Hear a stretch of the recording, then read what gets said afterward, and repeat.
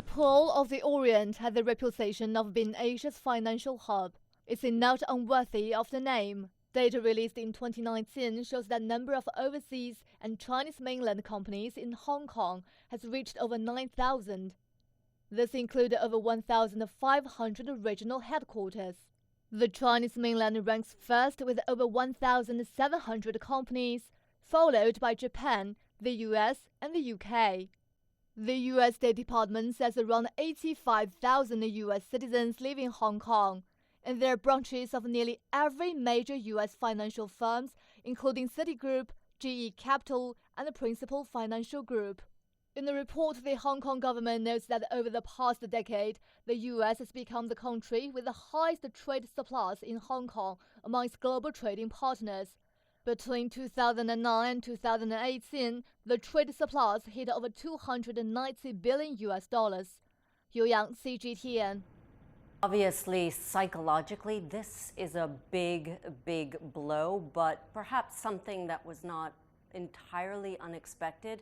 However, it's not like everyone's just going to rush for the exits. We need a lot more details on how this special status is going to unravel. It's not just like switching off a light switch. Right now, what we know for Hong Kong is we are stuck in the middle of a massive disagreement between two big economic powers, and it's a very uncomfortable place to be.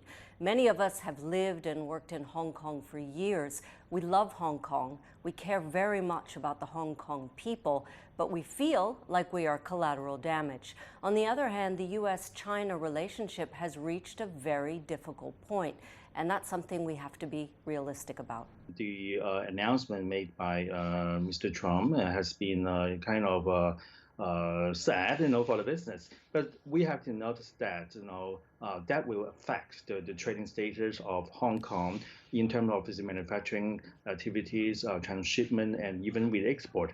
But most of the companies in Hong Kong has been engaging in finance industry.